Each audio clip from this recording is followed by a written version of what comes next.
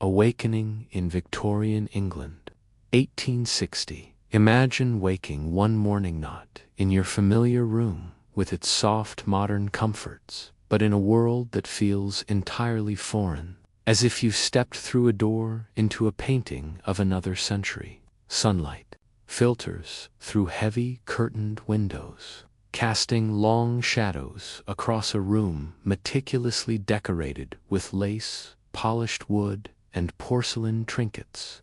The air carries a mix of scents: the faint smoke of a distant coal fire, the lingering aroma of polished furniture, perhaps the subtle perfume of flowers arranged on a table not merely for beauty, but to signal refinement and taste. You rise from a bed grander and heavier than anything you're used to, draped in layers of linens and blankets.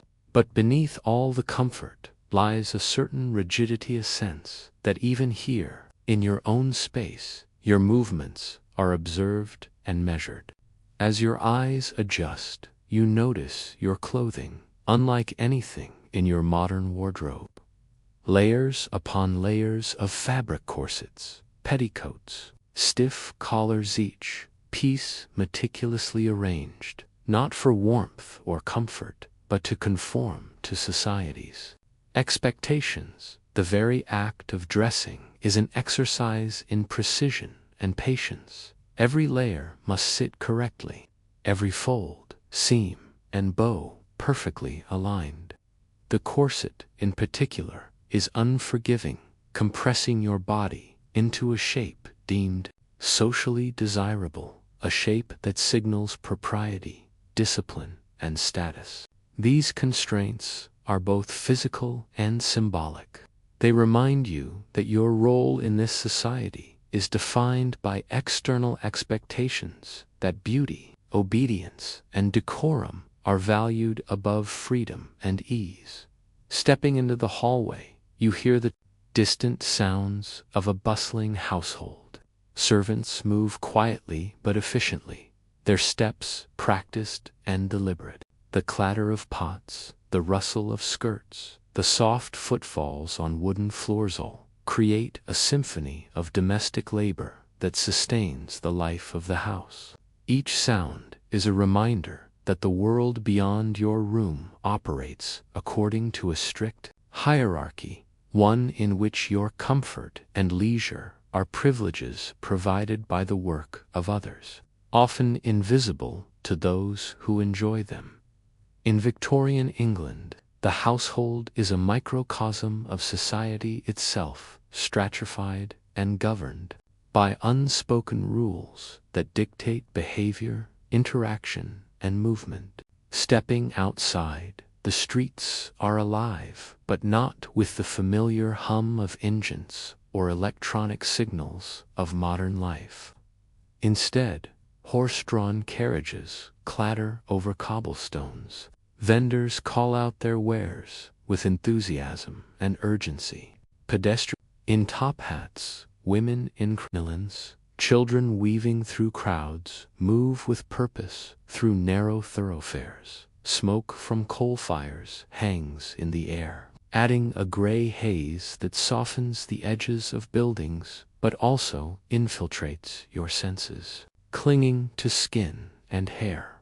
The streets themselves are uneven and treacherous, a mix of mud, cobblestones, and refuse that would feel jarring to someone accustomed to asphalt and sidewalks. Sanitation is primitive. Puddles might hide waste, and the threat of disease is ever present. The city is alive, vibrant, and dangerous, all at once, a place where the energy of industrial progress collides with the stark realities of survival. As you navigate this world, you quickly become aware of the expectations placed upon you as a woman. Every glance, gesture, and word is scrutinized. The Victorian era is a time of strict social codes, particularly for women. You are expected to be gentle, polite, and deferential, to speak softly yet eloquently, to express opinions cautiously, and to demonstrate virtue through modesty and obedience. These are not mere suggestions. They are rules embedded into the fabric of daily life, enforced both socially and legally. A misstep could have consequences: loss of reputation, social ostracism, or limited opportunities for marriage and social advancement. In this world, appearances are paramount, and maintaining them is a constant, exhausting endeavor.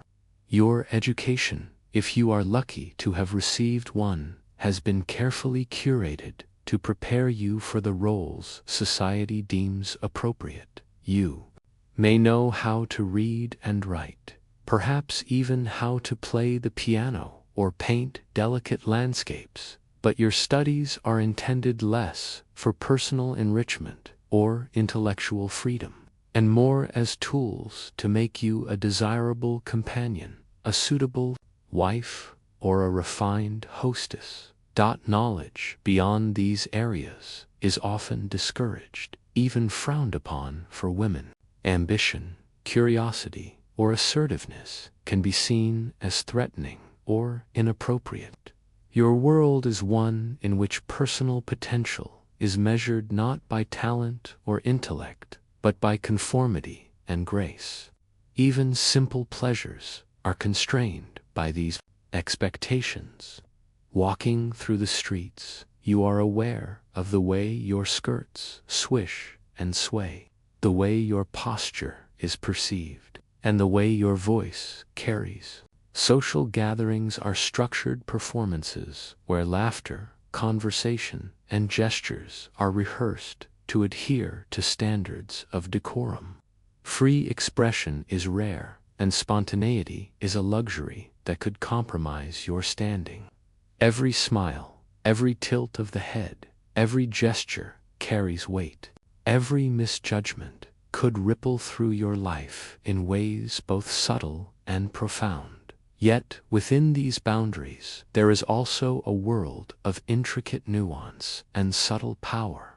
The Victorian woman may appear constrained, but she also operates within a society that values her influence in the home and in social networks. Decisions about household management, charitable endeavors, and child-rearing place significant responsibilities on her shoulders. Her ability to navigate these spheres with intelligence, tact, and charm can shape outcomes in ways that are both meaningful and lasting. Influence in this era is rarely overt. It is subtle, woven into the patterns of social interaction, domestic control, and moral guidance. The constraints themselves create opportunities for cleverness, resourcefulness, and quiet strength. Outside the domestic sphere, the broader society is undergoing dramatic transformation. The year 1860 sits on the cusp of industrial revolution, political change, and expanding colonial influence. Steam engines, factories, and railroads are transforming cities, economies, and the rhythms of daily life. Scientific discoveries, new technologies, and shifts in social thought challenge traditional norms. Yet, women often remain excluded from the full benefits of these changes. You witness progress in industry and technology, but your role in shaping or participating in it is limited. The contrast between potential and restriction is palpable. It underscores the delicate balance that Victorian women must maintain between ambition and obedience. Health and hygiene, too, are areas of profound difference. Medical knowledge is rudimentary compared to modern standards, and diseases that are easily preventable or treatable today are common and dangerous. The mere act of walking through crowded streets carries risks of infection or injury. Diets are limited by class and geography, and malnutrition or deficiency is common even among the ostensibly privileged, life expectancy is shorter, and childhood mortality rates are high. The fragility of life is a constant undercurrent in every decision, from clothing choices to social interactions, influencing behavior in ways that modern comforts have largely removed from daily consciousness. The domestic staff that supports your life provides both a buffer and a lens into the realities of labor in Victorian England. Servants are highly trained, efficient, and often disciplined through strict hierarchies and expectations. Their lives are a mirror of your own constraints, though different in nature. They endure long hours, limited autonomy, and societal disregard. Yet their skill and loyalty are essential to the smooth functioning of your household. Observing them, you gain insight into the complexities of a world where power, class, and gender intertwine to shape every experience. Every meal prepared, every room cleaned, every article of clothing mended is a testament to labor that is often invisible but absolutely indispensable. As the day unfolds, you begin to internalize the rhythms and rituals of Victorian life. Breakfast is a formal affair, perhaps consisting of porridge, bread, tea, and modest fairyton in a room designed for presentation as much as nourishment. Each meal is an opportunity to demonstrate etiquette and refinement. Your interactions with family, servants, and guests are guided by unspoken rules that dictate tone, posture, and attention. Conversation is measured. Laughter is delicate. Criticism is veiled in politeness. Every act, no matter how mundane, is an exercise in discipline, self-control, and performance. Religious and moral expectations also permeate your consciousness. The Victorian era prizes piety, modesty, and adherence to moral codes. Church attendance, charitable work, and public behavior are markers of virtue, and deviation invites suspicion and censure. Morality is both personal and public, and maintaining a reputation for virtue is central to a woman's security and opportunities. The weight of social judgment is ever present, influencing decisions ranging from dress to conversation, from friendships to romantic attachments. Every choice becomes a reflection not just of personal preference, but of social propriety, familial honor, and moral standing.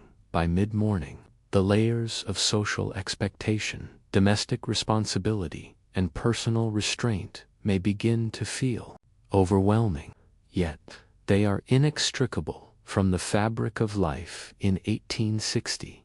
To live as a Victorian woman is to navigate a world that is simultaneously elegant, dangerous, constraining, and filled with subtle opportunities for influence. It is a life of careful observation, deliberate action, and constant.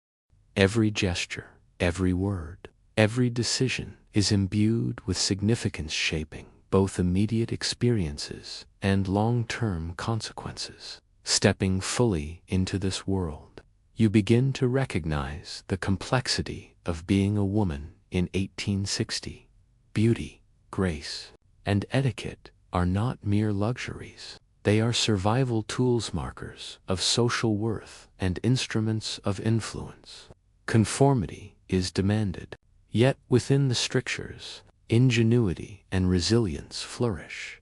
The very limitations imposed upon you become a stage upon which strategy, intelligence, and quiet rebellion can be enacted.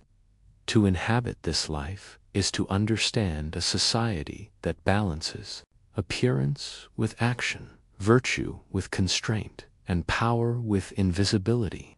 In this moment of immersion, you realize that life as a Victorian woman is not simple or static. It is a world of contrasts, comfort and confinement, privilege and limitation, visibility and invisibility. It is a society that prizes outward elegance while often overlooking inner strength. It is a life of subtle battles, unseen victories, and quiet endurance. And as you take your first steps into this morning, into this world, you understand that every day will require mindfulness, courage, and adaptability. To wake up as a Victorian woman in 1860 is to step into a life where every action, every word, and every breath is a negotiation with history, culture, and expectation. If you find yourself born into the middle or upper classes of Victorian England, your life would be markedly different from that of a working-class woman, yet filled with its own structures, challenges, and expectations. The world you awaken to is elegant, structured, and deliberate, where every detail of your existence is orchestrated according to social norms, family obligations, and the unspoken rules of propriety that govern the upper echelons of society. Your home, stately townhouse, or a country estate flex wealth and taste, filled with polished wood furniture, velvet draperies, and intricate porcelain. Every room serves a purpose, not just for comfort, but as a display of refinement and status, testament to your family's prominence and their ability to navigate the social world with elegance. From the moment you rise, your existence is framed by expectations as precise as they are relentless, as invisible as the air you breathe. The day begins early, often before sunrise, as household routines demand careful attention. Your first act is typically to dress, and the process is elaborate. Layers of petticoats, corsets, chemises, stockings, and gowns are arranged with meticulous care. Each garment is chosen not just for appearance, but to convey virtue, social standing, and propriety. The corset shapes your body into the idealized feminine form of the era, symbol of beauty, control, and decorum, constraining movement, even as it enhances posture and poise. Hair is arranged with care, adorned with ribbons, pins, or hats appropriate for the time of day and occasion, while jewelry signals wealth and refinement. Every detail is part of a language of status. A poorly tied ribbon or a misaligned collar could invite subtle censure from peers or family alike. Breakfast, if taken at home, is a formal affair. Meals are not merely about sustenance, but serve as a stage for refinement, conversation, and observation. You might partake of tea, bread, porridge, or eggs served in fine china by the household staff. The servants themselves are essential participants in this structured life, moving with quiet efficiency to anticipate every need, yet remaining almost invisible, as their proper behavior is part of the household's presentation of order. Even these early moments are shaped by etiquette.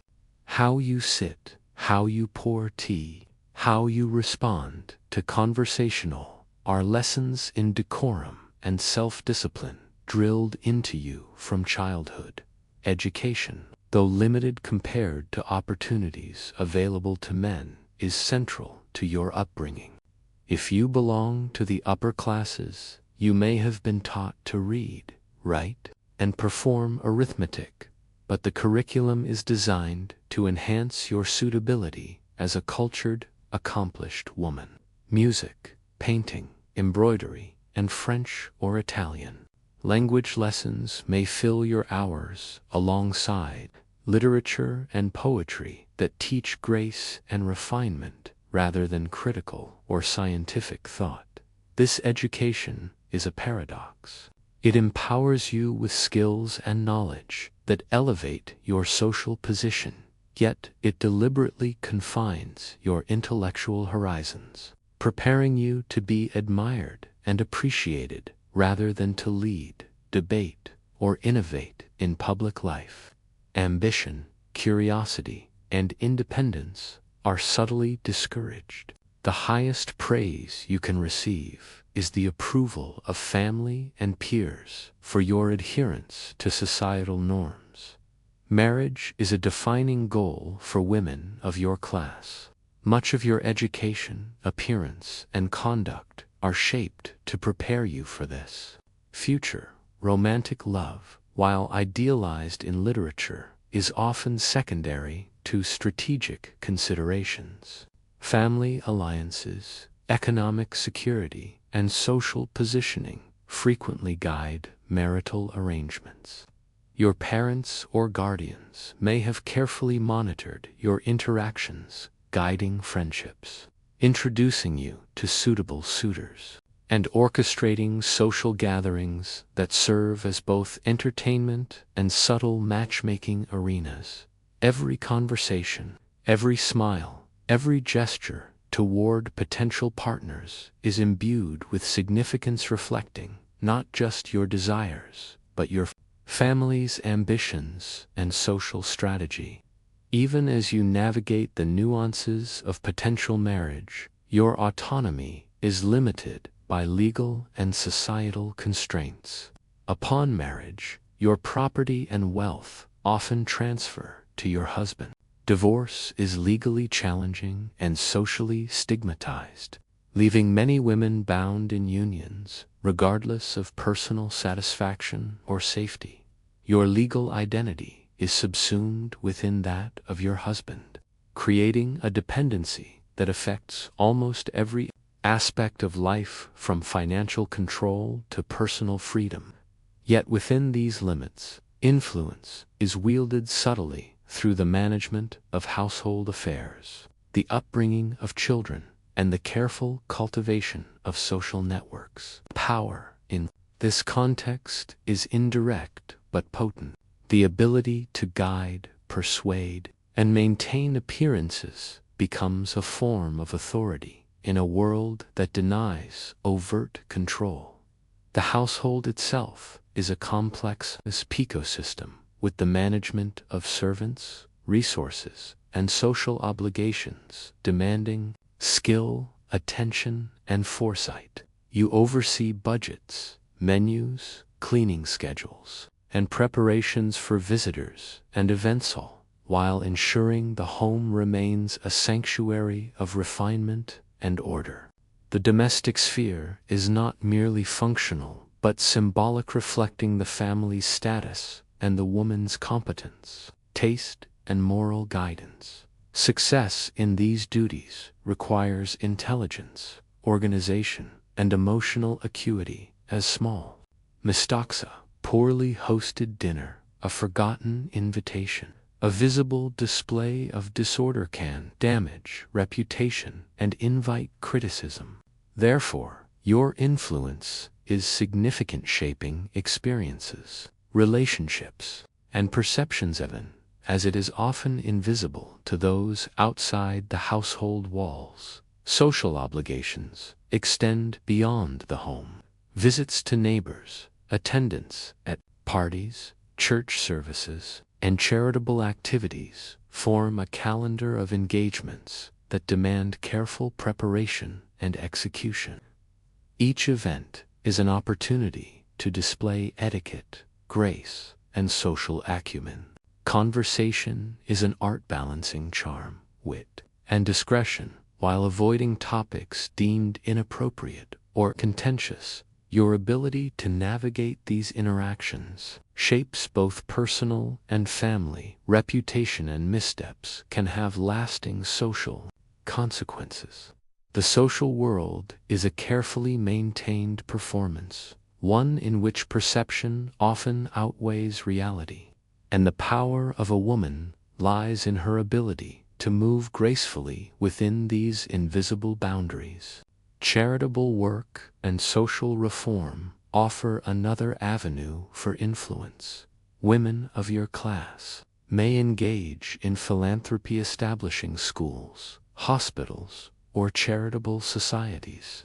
These activities provide a socially acceptable outlet for ambition and creativity, while also reinforcing moral and religious values. Philanthropy becomes both a demonstration of virtue and a means to exert influence, allowing women to shape the lives of the less fortunate and to extend the family's social and moral reach. Yet even these efforts are circumscribed. Women's voices are often mediated through male relatives, and leadership is constrained by expectations of propriety, humility, and dependence. The Victorian emphasis on appearance and decorum permeates every aspect of life. Clothing is not merely decorative, but communicates social status, moral character, and personal discipline. Jewelry, accessories, and hairstyles serve as indicators of taste, wealth, and propriety, while social rituals such as greeting, curtsying, and seating arrangements reinforce hierarchy and expectation. Every choice, from the cut of a dress to the timing of a visit, carries weight, and the ability to navigate these subtleties requires attentiveness, memory, and adaptability. In a society so attuned to appearances, mastery of these details is essential to personal and familial success. Leisure is similarly structured. Activities such as reading, music, drawing, and embroidery occupy much of your free time, providing both cultural refinement and moral instruction. Visits to theaters, concerts, or galleries are opportunities to participate in cultural life while reinforcing social networks and status. Travel, when possible, is undertaken with careful planning and propriety, balancing the pleasures of exploration with the expectations of etiquette. Even recreation is framed by rules of behavior, reflecting the pervasive influence of social norms on every aspect of daily life. Friendships and personal relationships are similarly nuanced. Women cultivate bonds that provide emotional support, advice, and companionship. Yet these relationships are often constrained by expectations of propriety and discretion. Gossip, while common, carries social risks. Information must be shared carefully, and alliances must be managed thoughtfully. Within these networks, women exercise subtle influence, exchanging insights, resources, and opportunities, creating a web of relationships that extends power and knowledge beyond the individual household. Health and self-care are both practical and symbolic. Diet, exercise, hygiene, and medical attention are carefully managed within the household, reflecting both class privilege and societal expectations. Physical appearance, from posture to complexion, signals virtue and discipline, while illness or neglect can become a source of social embarrassment. Knowledge of remedies, medical practices, and household management is essential both to maintain personal well-being and to fulfill the responsibilities of caregiving within the family and broader household. Religious and moral instruction is central to daily life. Church attendance, prayer, and moral reflection shape character, behavior, and social perception.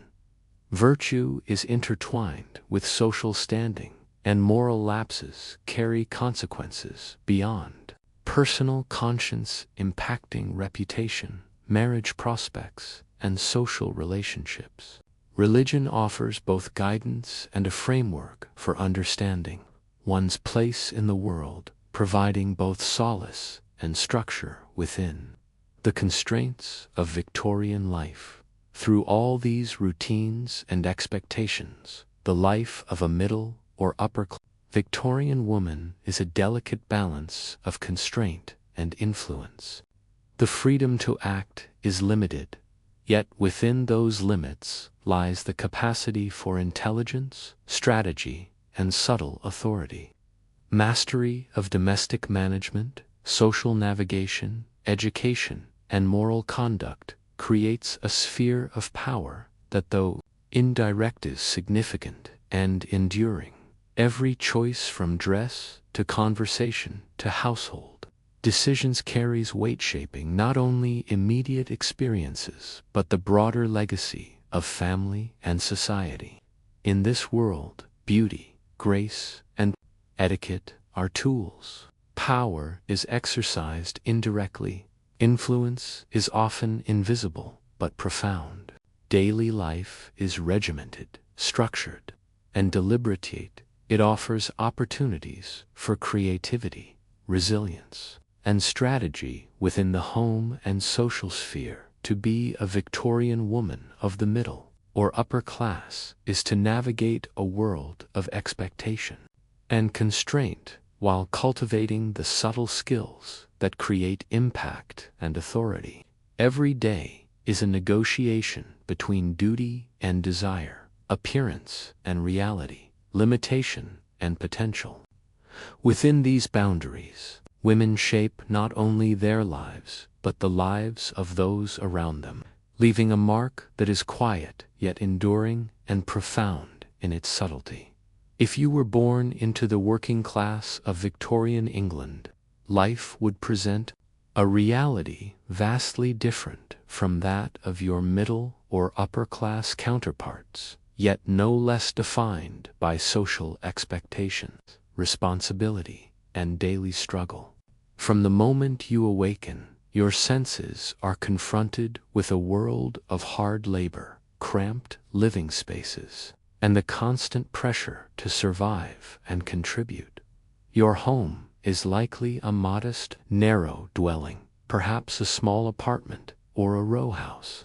In a bustling industrial city, the walls may be thin, the air often damp and cold, and the space shared with multiple family members or even lodgers. Privacy is limited, comfort is sparse, and every square foot must be maximized for daily tasks and basic necessities.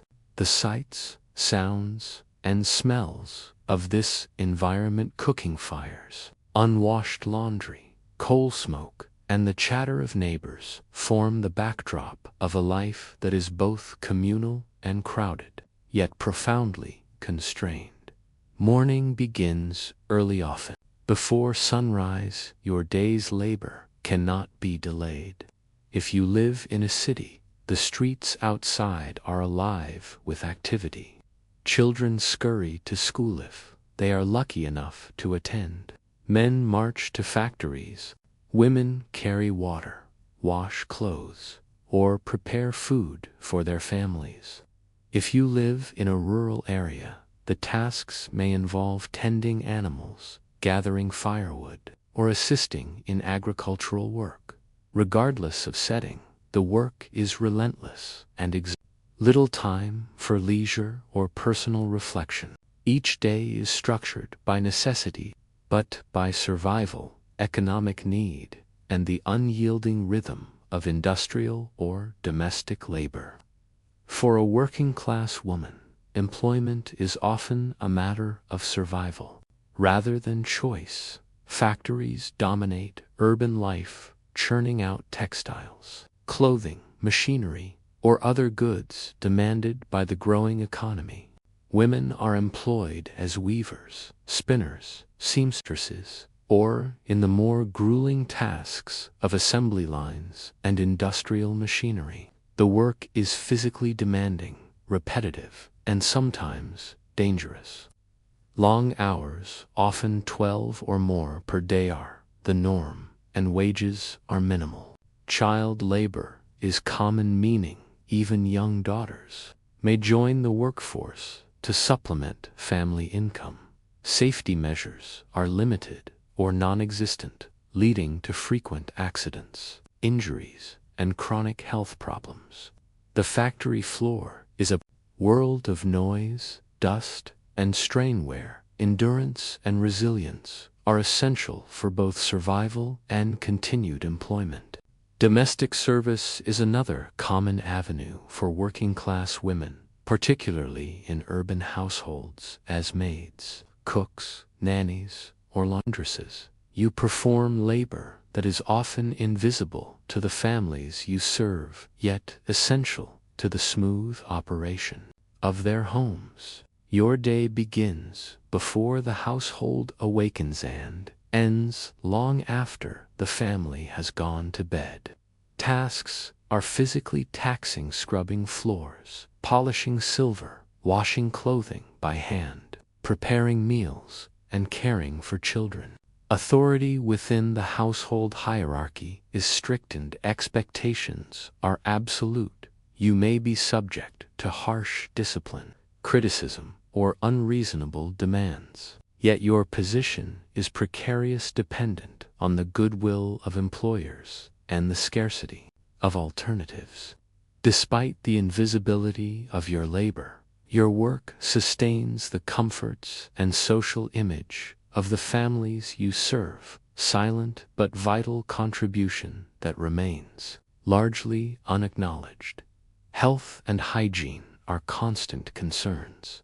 Living conditions for the working class are often overcrowded, poorly ventilated, and unsanitary. Diseases such as cholera, typhoid, tuberculosis, and influenza are common and deadly.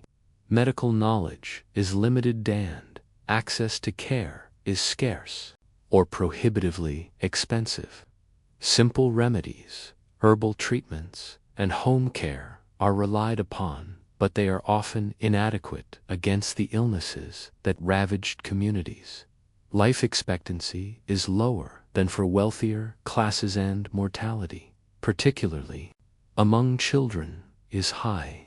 The fragility of life is ever present, shaping daily decisions and influencing behavior in ways that may seem alien to those accustomed to modern health and safety.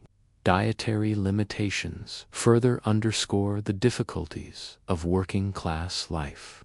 Meals are basic and repetitive, often consisting of bread, porridge, potatoes, and occasional vegetables or meat if finances allow. Nutrition is constrained by cost and availability, leading to deficiencies and malnutrition that affect energy, growth, and long-term health.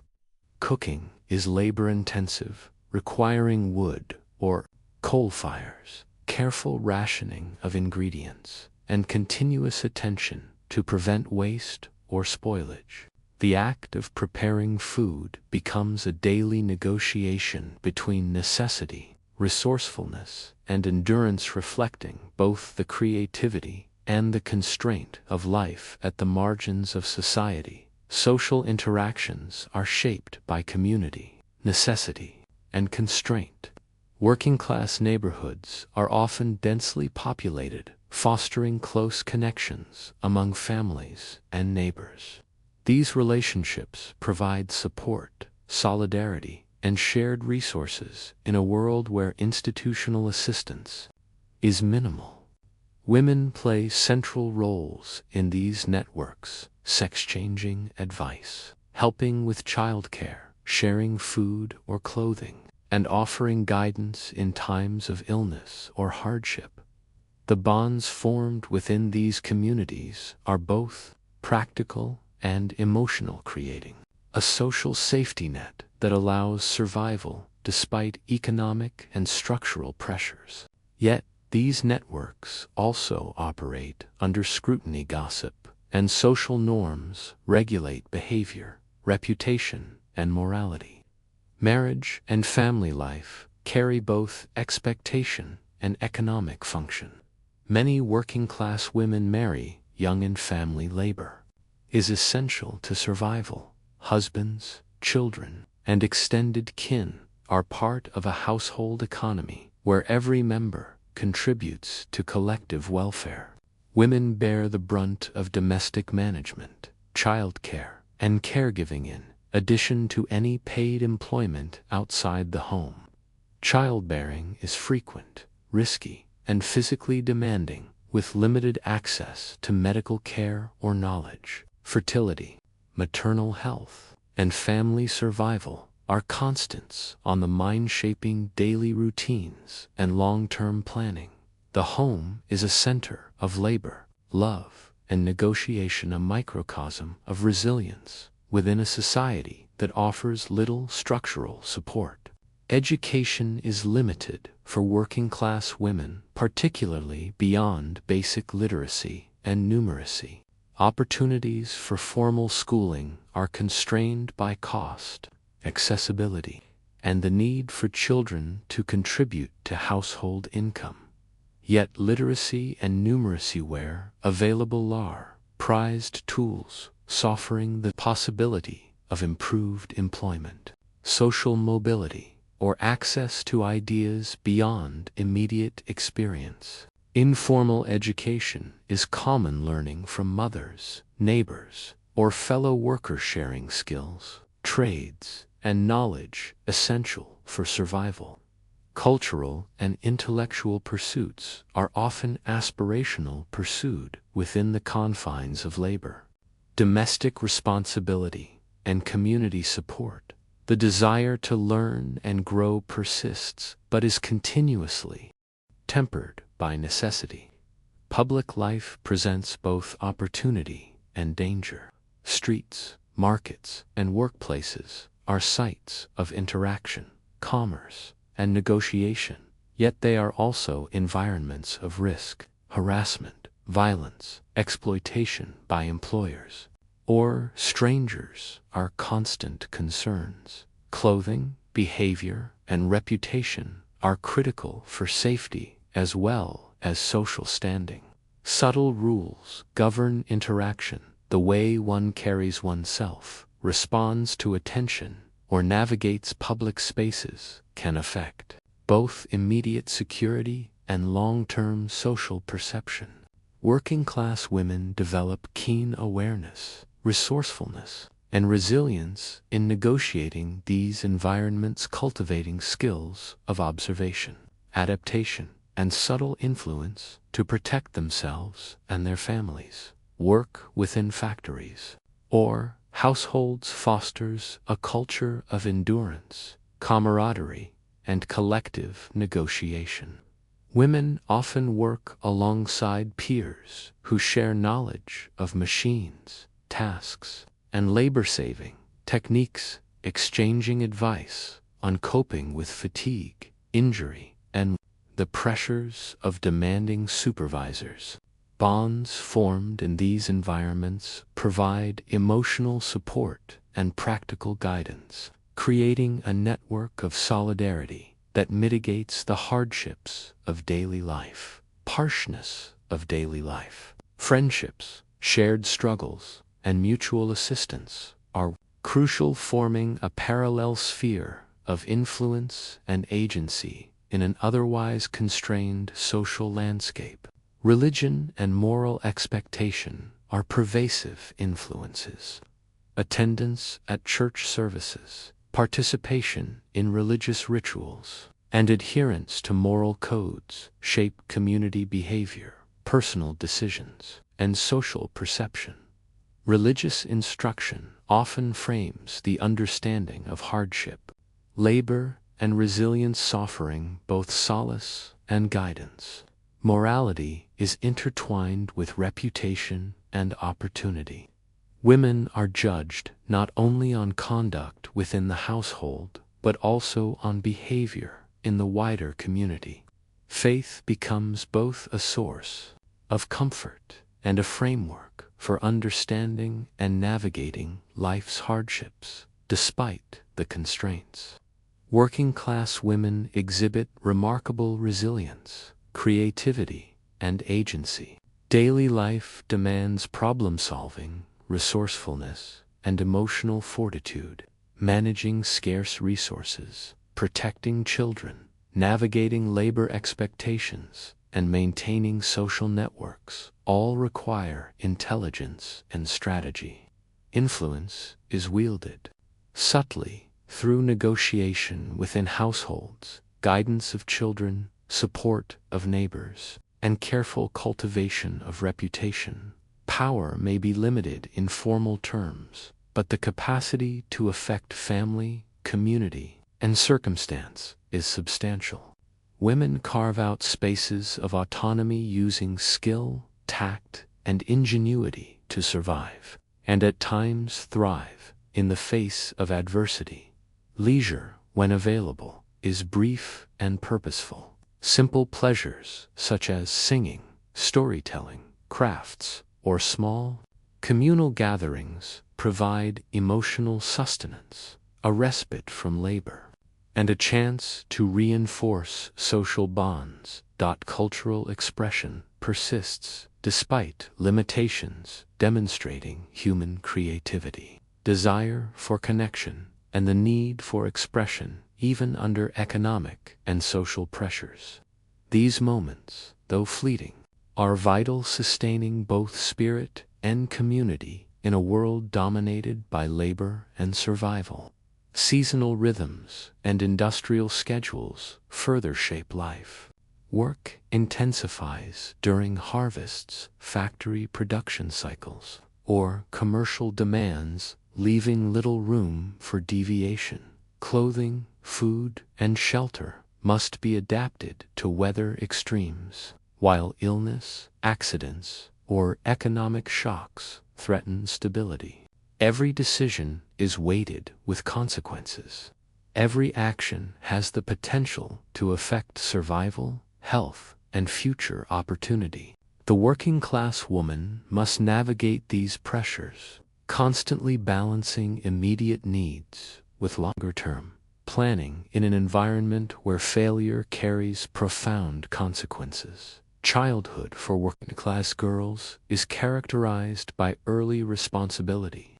Many begin contributing to household labor or paid employment at a young age. Education may be secondary to necessity, and play is often limited to moments of communal joy or rare reprieve. The transition from girlhood to adulthood is accelerated by labor, social expectation, and family responsibility. Young women learn resilience, skill, and endurance, early shaping both character and survival strategy.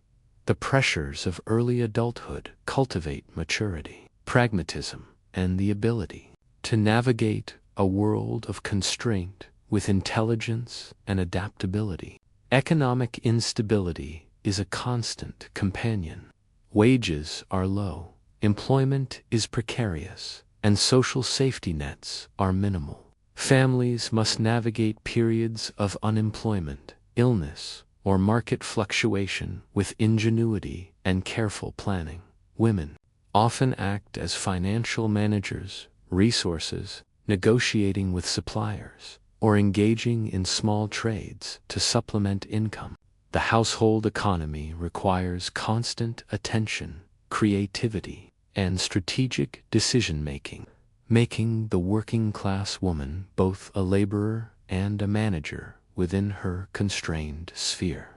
In every aspect of life, the working-class woman demonstrates resourcefulness, endurance, and subtle influence. Labor, both paid and domestic, dominates the day, but within it lies opportunity for skill, strategy, and agency. Social networks, moral guidance, communal support, and informal education expand her capacity to survive and support others.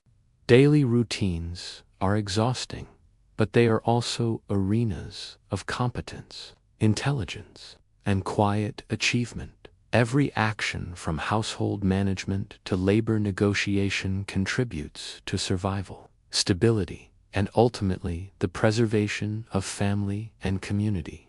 Through all hardships, working-class women create meaning, agency, and resilience.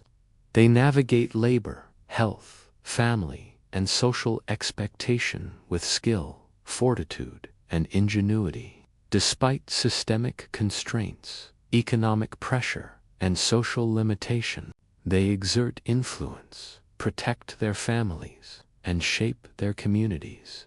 Life is demanding, relentless, and often perilous.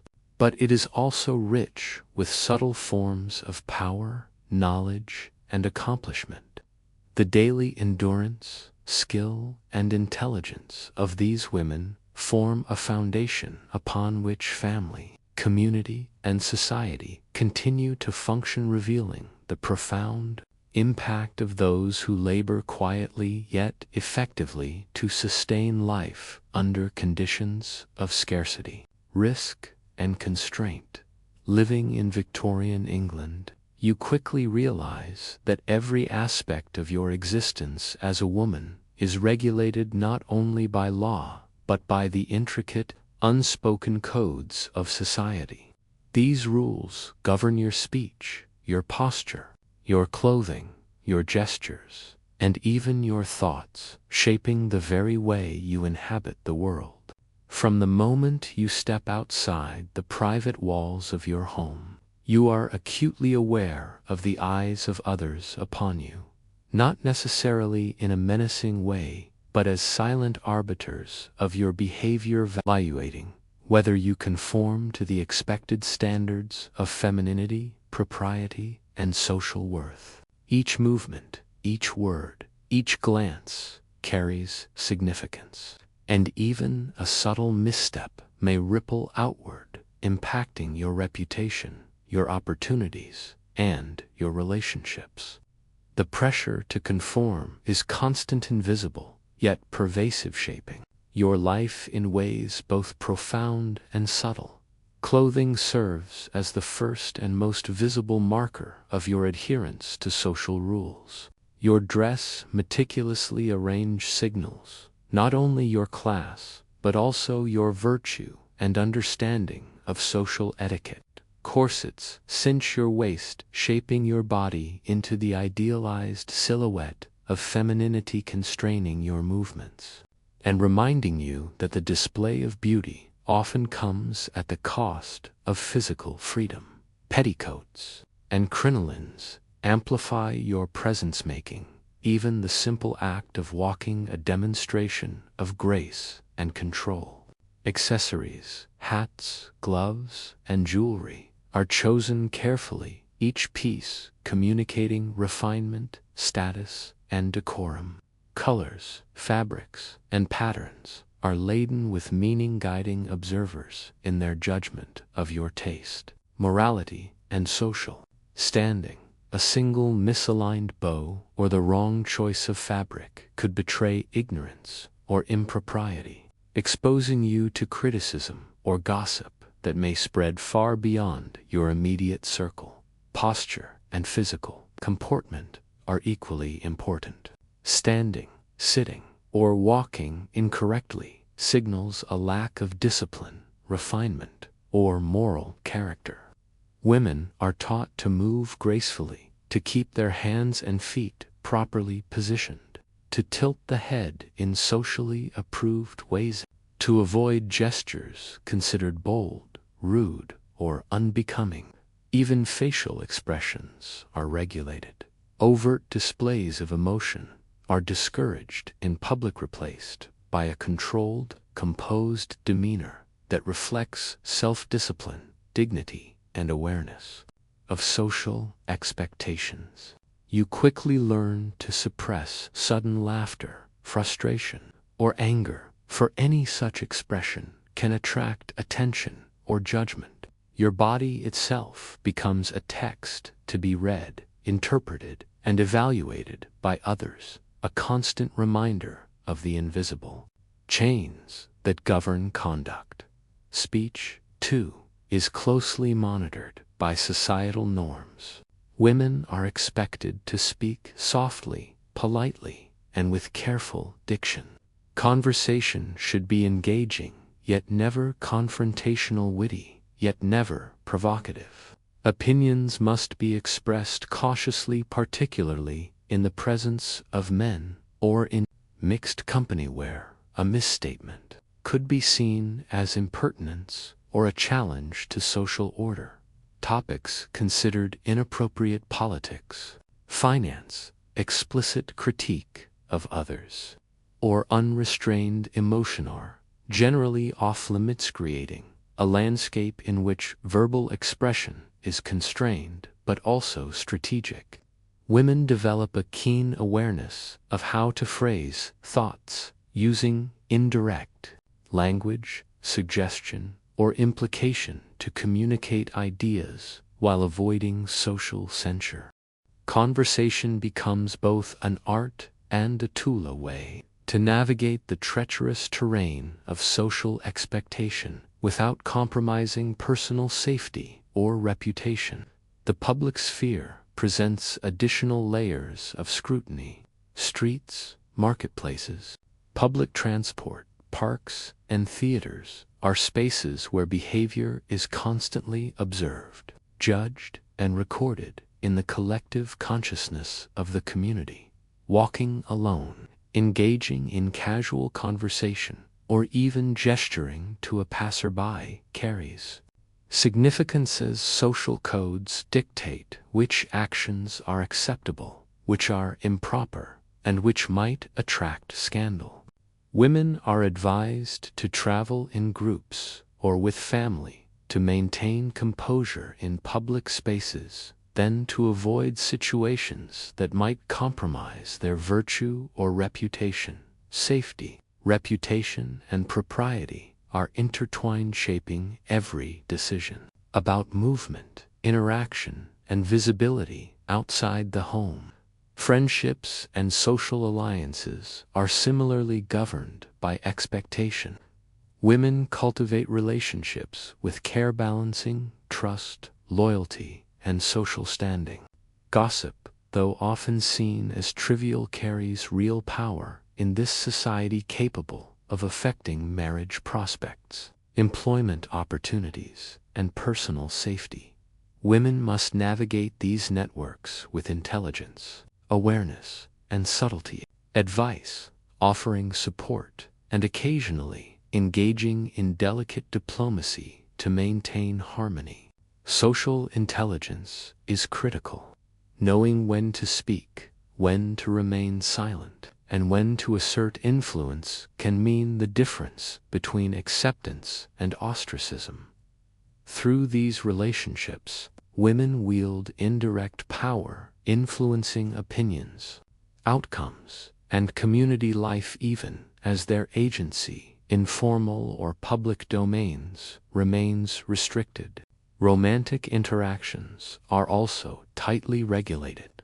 Courtship is a complex dance of appearances, gestures, and expectations. A glance, a smile, or a simple touch is loaded with meaning, conveying interest, intent, or social status.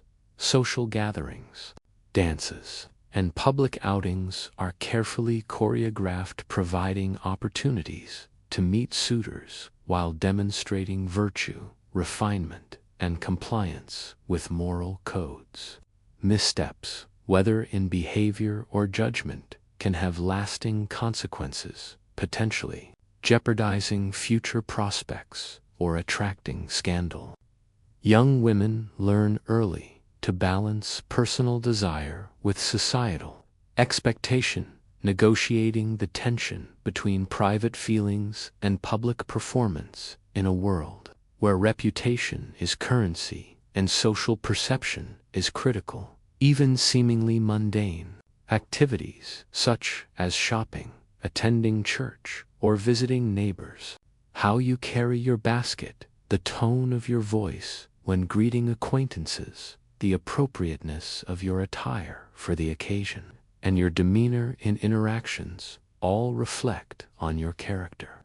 Public and private behavior are inseparable. In the eyes of society, what is observed or reported in one context can have ramifications in another. Women develop a constant awareness of their surroundings, cultivating skills of observation, prediction, and adjustment to maintain respectability. Every interaction, no matter how small, becomes part of a broader performance of virtue and propriety. Education, though limited for women, reinforces these rules. Beyond literacy and numeracy, lessons focus on social conduct, moral instruction, and domestic skills. Music, drawing, embroidery, and conversational refinement are emphasized, teaching girls to navigate social spaces with elegance and poise. These lessons are not merely aesthetic, they are practical tools for survival in a society that values appearance, behavior, and conformity. Girls learn early that social success is tied less to talent or intellect than to the ability to manage perception, maintain relationships, and negotiate the expectations of a watchful community. Legal and economic structures further reinforce social restrictions. Married women have limited property rights constrained by laws that prioritize male authority. Divorce is difficult and stigmatized, leaving many women legally bound regardless of personal satisfaction. Employment opportunities are scarce, often limited to domestic service, factory labor, or informal work, restricting financial independence. Even within these constraints, women wield influence indirectly through household management, guidance of children, social alliances, and charitable or community activities. Power in the Victorian era is often subtle, exercised through networks, knowledge, and skill rather than formal authority. The home itself is a stage for social performance. Household management, from cleaning to meal preparation to hosting visitors, is both practical and symbolic. Success reflects intelligence. Discipline and virtual failure may signal incompetence or moral laxity. Women who master domestic management are respected, admired, and able to exert influence over family, servants, and social interactions.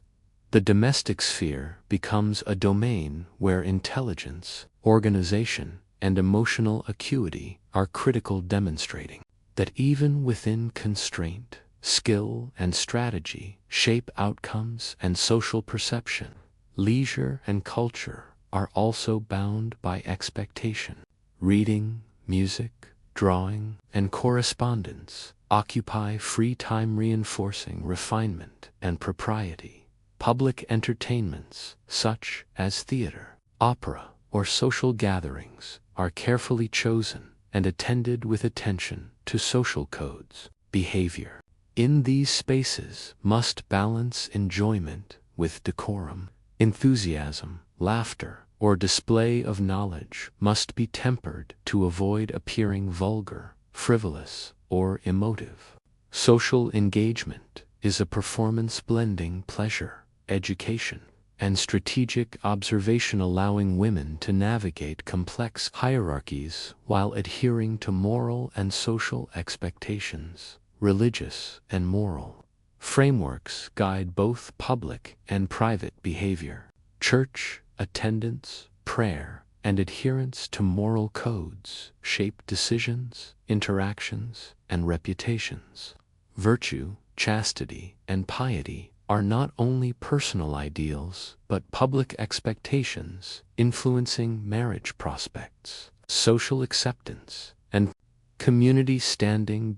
Religion offers both guidance and justification, framing the limitations imposed by society as a reflection of divine order or moral correctness. Women internalize these lessons, shaping behavior and decision-making in alignment with both personal conscience and societal expectation. Social mobility and reputation are constant concerns. A woman's actions, alliances, and appearance are closely linked to opportunities for marriage, advancement, or influence. Gossip, observation, and judgment circulate rapidly. successes and missteps alike. Women develop keen awareness, strategic thinking, and social intelligence to navigate these dynamics. Every gesture, comment, and decision is part of a complex interplay between personal agency and societal expectation, where success is measured not only by private accomplishment, but by public perception and adherence to the invisible codes that govern behavior. Even minor errors can have significant consequences. A misjudged word, an inappropriate interaction, or an ill-timed gesture may invite scrutiny, diminish social standing, or limit future prospects. Women cultivate caution, diplomacy, and discretion, learning to balance honesty with prudence, desire with propriety, and personal inclination with social expectation. Observation, memory, and anticipation become critical tools allowing women to navigate complex social environments while minimizing risk and maintaining respectability. Over time, this constant negotiation becomes second nature, shaping not only public behavior but personal identity, self-perception, and worldview. Within these constraints, women find ways to exert influence and agency through the careful management of social interactions, domestic authority, charitable work, and personal relationships. They shape family, community, and social networks. Skills in observation, diplomacy, and negotiation allow subtle power to emerge within the boundaries imposed by society. Influence is often indirect, operating through networks, perception, and social leverage rather than formal authority. Yet, its effects can be profound, shaping decisions, outcomes, and legacies across households and communities. Friendship, mentorship, and alliance are key strategies for navigating these social rules. Women rely on each other for advice, support, and information, creating informal networks that provide safety, opportunity, and knowledge. Shared experience fosters empathy and resilience, while collective understanding of social norms allows groups of women to support one another in negotiating constraints, advancing subtly within society, and protecting personal and familial interests. Solidarity becomes a tool of survival and influence, allowing women to maintain agency even when formal power is denied. Public events, including dances, visits, charity functions, and social gatherings, serve as both opportunities and tests. Participation requires meticulous attention to attire, posture, conversation, and interaction, balancing engagement with restraint. Observation of others provides insight into hierarchy, potential alliances, and social strategies. Mastery of these subtleties demonstrates intelligence, skill, and awareness, while failure can damage reputation or limit future opportunities. Every public appearance is a negotiation, a performance that integrates social knowledge, moral expectation, and personal agency into a delicate and continuous exercise of influence, even within restriction. Women cultivate personal expression, creativity, and autonomy. Music, embroidery, literature, and social gatherings provide outlets for skill, taste, and intellect. Strategic choices in these arenas allow women to demonstrate refinement, competence, and subtle power without challenging social norms overtly. Expression is guided, controlled, and symbolic. Yet, it offers a space to exercise judgment, creativity, and influence within accepted boundaries. Mastery of these domains reinforces social standing, cultivates personal satisfaction, and allows a form of self-realization within societal limits. The interaction between constraint and opportunity defines the Victorian female experience. Social rules, expectations, and norms shape behavior, relationships, and perception, limiting overt autonomy while creating spaces for subtle influence. Knowledge of these rules, skill in observation, and mastery of etiquette allow women to navigate public and private life strategically. Power is exercised through discretion, influence, and subtle action, illustrating that agency exists even within structures designed to limit it. Success in this world depends not on rebellion, but on understanding, negotiation, and careful management of appearance, interaction, and relationship. In essence, life as a Victorian woman is a constant balancing act. Social rules and restrictions permeate every action, gesture, and decision, yet within these boundaries lies a complex terrain of subtle influence, strategic action, and personal agency. Women learn to navigate appearances, reputation, relationships, and moral expectation with skill and intelligence, transforming constraint into opportunity.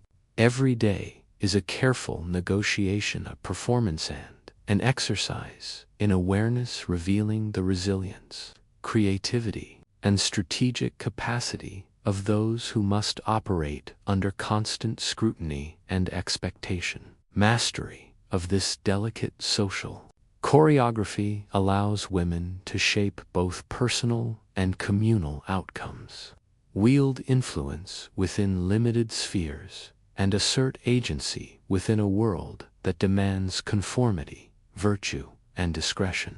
Even within the strict confines of Victorian society, women discovered ways to exert influence and power, often quietly, subtly, and strategically.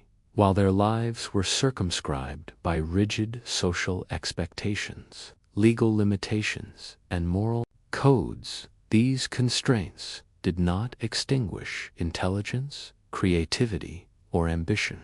Instead, they shaped the methods by which women exercised agency, turning the domestic sphere, social networks, and community engagement into platforms for meaningful action. Every decision, from the management of a household to participation in charitable endeavors, became an opportunity to exert authority, shape outcomes, and influence others. The paradox of Victorian life for women lies precisely in this. Apparent powerlessness masked the potential for profound, lasting impact wielded with subtlety and precision. The home, often dismissed by historians as a place of confinement, was in reality a center of influence and authority. Women who mastered household management controlled not only daily routines, but also the education, behavior, and well-being of family members. Decisions about meals, healthcare, schedules, and moral guidance shaped the development of children and reinforced the social standing of husbands and extended family. In this way, the domestic sphere became a space where strategic thinking, planning, and leadership were exercised daily. Women monitored finances, allocated resources, and guided the household staff while navigating the expectations of propriety and decorum. The home was both a laboratory for social skill and a stage upon which women demonstrated competence, intelligence, and influence in ways that were socially sanctioned and respected. Child-rearing, too, was a powerful avenue of influence. Mothers instilled values, discipline, and education into the next generation, shaping the moral, intellectual, and social character of their children.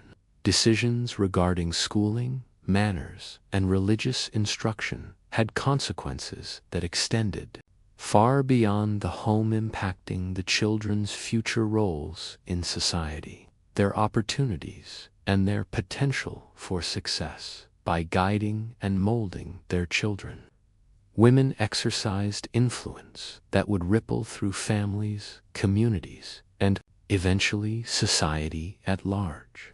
The domestic focus on nurturing and education was not simply a personal or familial responsibility, was a mechanism of societal continuity, transmitting norms, values, and behaviors in ways that reinforced both social order and incremental change. Outside the home, charitable work provided another avenue for women to exert influence and pursue social change.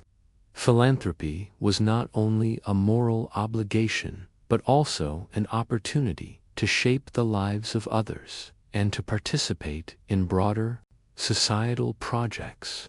Women organized and managed schools, orphanages, hospitals, and relief programs, often taking the lead in funding, administration, and public awareness campaigns. Through these efforts, they affected the lives of the poor, the sick, and the marginalized, creating tangible improvements in health, education, and welfare. The act of charity also positioned women as moral authorities and public figures, allowing them to navigate and influence a society that formerly limited their participation in governance or commerce. Their authority derived not from legal recognition, but from the tangible impact of their work, the trust of communities, and the respect of peers. Many women used these channels to address systemic social problems, becoming early reformers who challenged conditions of labor, education, and public health.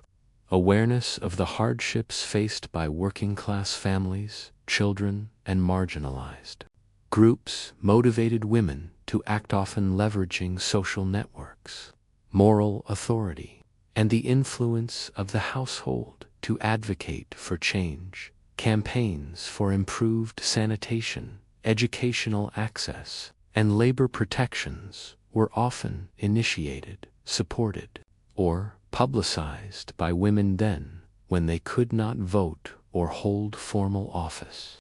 Their work laid the groundwork for social reform movements that would later gain political recognition, demonstrating the profound impact of subtle, persistent effort within constrained societal roles. Education, both formal and informal, was another realm in which women exerted influence. While access to higher education was limited, women sought opportunities to educate themselves and others, teaching in schools, establishing literacy programs, and mentoring younger women. Knowledge became a tool of empowerment, allowing women to extend their influence beyond the home and into the community. By cultivating intellect and skill, they not only improved their own social mobility, but also enhanced the capabilities and prospects of those under their guidance. Literacy, cultural education, and practical instruction were ways for women to assert agency, challenge ignorance, and prepare future generations for expanded roles in society. Religion and moral instruction were also avenues for subtle power. Women were central to religious life, leading Sunday schools, organizing charitable activities, and providing moral guidance within their communities. Churches were not only spiritual centers, but also hubs of social organization, and women's involvement allowed them to shape moral discourse, advocate for charitable initiatives, and influence community priorities. Their authority, while informal, was respected and effective, as it rested on the twin pillars of moral legitimacy and practical contribution.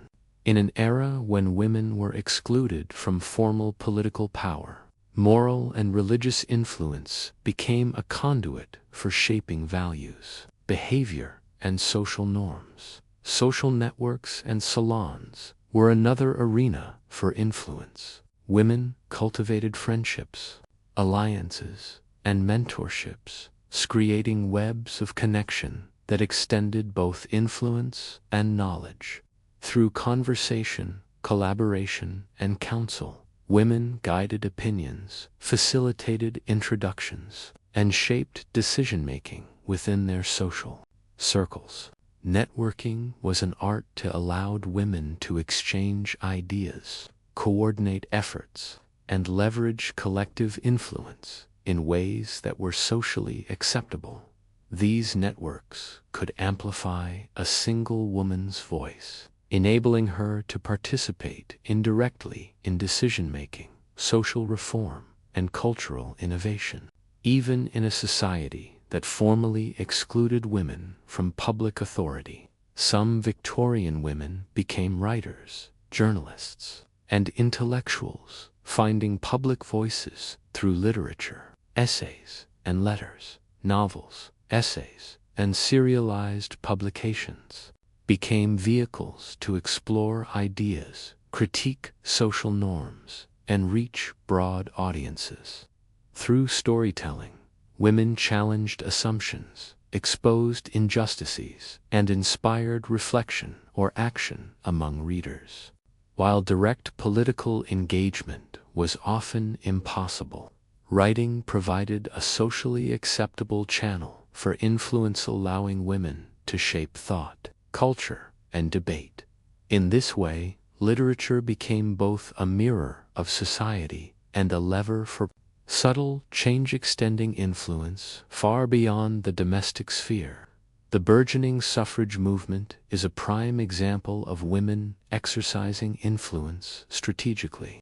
Even before women gained the right to vote, they organized, petitioned, and advocated for legal recognition and political equality. These efforts required diplomacy, strategy, and careful navigation of societal expectations, balancing activism with propriety to avoid social ostracism. By leveraging social standing, moral authority, and networks of supporters, women pressed for change, incrementally demonstrating that persistence, strategy, and subtle influence could eventually yield profound societal transformation. Family and household management remained central to the exercise of power. Beyond the immediate responsibilities of caring for children, managing staff, and maintaining the home, women used these positions to shape culture, social expectations, and moral standards. They trained household staff, guided social interactions, and maintained social rituals that reinforced values, etiquette, and social cohesion. Through these efforts, women exerted authority, modeled behavior, and ensured continuity of cultural and moral norms. Mastery of domestic life, far from being trivial, was a platform for leadership, mentorship, and subtle governance within both the family and community. Even leisure and social gatherings became instruments of influence. Hosting gatherings, salons, and teas allowed women to shape social agendas, cultivate alliances, and introduce ideas or initiatives subtly. Conversation, hospitality, and entertainment became tools for shaping opinion, demonstrating competence, and extending influence. The ability to navigate these interactions skillfully allowed women to participate in cultural life, guide discussion, and foster networks that would prove valuable in both personal and social reform efforts. Social skill was therefore not frivolous, but a form of soft power shaping the intellectual, moral, and relational landscape of the community. Philanthropic campaigns often intersected with education and advocacy. Women used charitable work as a means of raising awareness, garnering support and educating communities about health, hygiene, literacy, and morality. By combining practical action with advocacy, women created lasting impact, improving quality of life for marginalized populations, while demonstrating competence and authority. Their efforts contributed to a gradual shift in social consciousness, proving strategic action within constrained roles could have far-reaching consequences. The subtleties of influence were also apparent in political engagement. Even without formal voting rights, women lobbied male relatives, participated in petition drives, and engaged in community advocacy, leveraging personal relationships and social networks to exert pressure indirectly. Knowledge, diplomacy, and moral authority were essential, and success required patience, strategy, and resilience. By mastering these informal channels, women shaped legislation, public opinion, and social policy, demonstrating that influence need not be formal to be profound. Women also exercised influence through mentorship and guidance within their communities. Older or more experienced women taught younger women domestic skills, social norms, and moral instruction, ensuring the transmission of knowledge and competence across generations. This mentorship extended beyond the home, encompassing education, charity, and social engagement. The result was a woven form of authority where guidance and expertise flowed through informal channels, shaping behavior, reinforcing norms, and cultivating subtle yet enduring power. Even in the face of societal limitations, women displayed resilience and ingenuity. They created institutions, led initiatives, and cultivated skills that allowed them to navigate constraints and exert agency. Their accomplishments were often understated or invisible to contemporary observers, yet they shaped the trajectory of families, communities, and even broader social structures.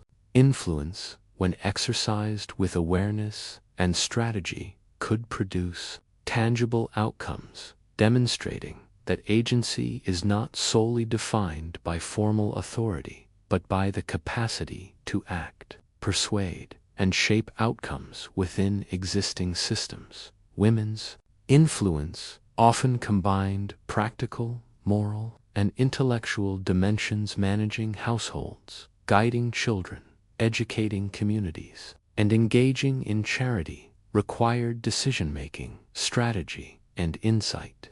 By linking these activities to broader social objectives, whether moral instruction, public health, education, or reform, women leveraged the constraints of their society to generate meaningful impact. The exercise of influence was cumulative. Small, consistent acts of competence, guidance, and advocacy coalesced into substantial social and cultural transformation over time. Even personal creativity became a form of subtle power. Music, writing, needlework, and other artistic pursuits allowed women to demonstrate skill, taste, and intellect. These endeavors were socially sanctioned and offered avenues for expression, distinction, and reputation, building recognition of talent, whether within a household, a social circle, or a broader community, enhanced social standing and extended influence. Creativity became a tool for both personal fulfillment and enduring legacy.